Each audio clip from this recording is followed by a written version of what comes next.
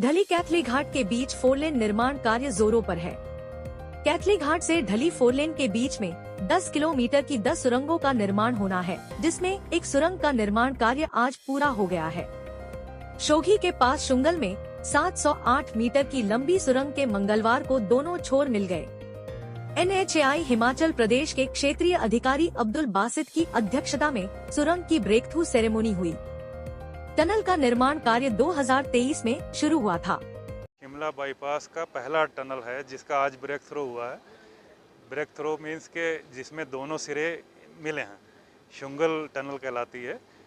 और ये इससे जो है हमारा टाइम सेविंग भी है, फ्यूल सेविंग भी है और डिस्टेंस रिडक्शन भी है। और जो शहर के अंदर ट्रैफिक जैम लगता है वो सब अब ख़त्म होगा जब ये प्रोजेक्ट कंप्लीट बन के तैयार होगा। कितनी लेंथ इस टनल की है और सेफ्टी मेजर से क्या कुछ किया गया है इसमें? और पेड़ों के आपने बात कही कि 500 पेड़ बचाए हैं करके। इसमें इस टनल के ऊपर 5000 पेड़ थे और अगर ये टनल नहीं बनती तो कटिंग होती, हिल कटिंग के साथ साथ में हमें पेड़ों की भी कटिंग करनी पड़ती। तो इसको पर्यावरण दृष्टि से टनल जो हैं बहुत ही यूज़र पर्यावरण फ्रेंडली कहलाती हैं। इसमें हम लोगों ने 5000 ट्री सेव किए हैं। 5000 ट्रीज़ के साथ साथ में हम लोगों ने हिल कटिंग सेव की है। ये तो एक टनल पे किया है, अभी हमारी 9 टनल और बची हुई हैं। तो उसमें आप सोचिए कितना हम लोगों ने ट्री सेविंग की है इन्वायरमेंट की। कितना टाइम बचत होगी जब ये प्रोजेक्ट आपका पूरा हो जाएगा और कब तक का टारगेट रखा गया है, कब तक लोगों को सुविधा मिल जाएगी? ये दिसंबर 2026 में बन के तैयार होगा पूरा प्रोजेक्ट। और इसमें बहुत से चैलेंजेस आ रहे हैं। इसमें हमारे 2 ब्रिज ऐसे हैं कि जिनके एक ब्रिज में पिलर की हाइट है 150 मीटर। 150 मीटर का मतलब 2 कुतुब मीनार। और एक शकराल में ब्रिज बना रहे हैं, उसकी ब्रिज की जो पियर की हाइट है वो है 210 मीटर। 210 मीटर का मतलब करीब करीब 3 कुतुब मीनार के बराबर। तो आप अंदाज़ा लगाइए कि कितना हम लोगों को चैलेंजिंग वे में काम कर रहे हैं। और इसमें जो जब हमारा प्रोजेक्ट बन के तैयार होगा तो 2 से ढाई घंटे हमें सेविंग होगी और करीब 15 किलोमीटर की डिस्टेंस सेव होगी।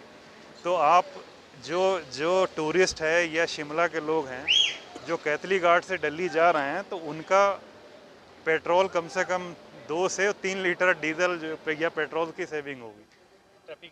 ट्रैफिक भी बचेगा और जो वेहिकुलर पोल्यूशन होता है इनसाइड द सिटी वो that will also be reduced.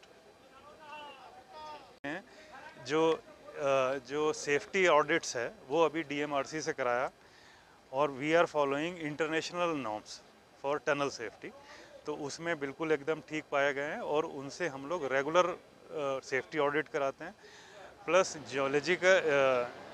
Geological survey of India जो है GSI चंडीगढ़, इनके साथ में हम लोगों ने NHAI ने एक MOU भी किया है। तो उससे क्या है कि वो रेगुलर विजिट करते हैं और देखते रहते हैं कि कहीं पे कोई जियोलॉजिकल डिफॉर्मिटी या जियोलॉजिकल सरप्राइजेज अगर आ रहे हैं तो पहले से हम लोग उसके प्रिवेंटिव मेजर ले सकें। यानी जिस तरह का डिजास्टर हिमाचल प्रदेश में पिछले साल हुआ था जी, अगर टनलिंग को अपनाया जाए तो मानते हैं कि थोड़ा जितना नुकसान हुआ है उस तरह का नुकसान नहीं होगा, उससे बचा जा सकता है। बिल्कुल। देखिए टनल का एक खासियत यही है कि ऑल वेदर कनेक्टिविटी के साथ साथ लोगों का जो ट्रैवलर होते हैं उनका एक डर होता है कि लैंडस्लाइड का कहीं पे आएगा तो पत्थर ना आ जाए। तो उससे वो सेफ्टी है टनल के अंदर। जब हम हिल कटिंग नहीं करते हैं तो हमारी लैंडस्लाइड भी कम हो जाती हैं, क्योंकि एक बार जब हिल कटिंग करते हैं तो वो स्टेबलाइज होने में that takes time, 6 year 7 year, वो धीमे धीमे अपने आप स्लोप एडजस्ट होता है।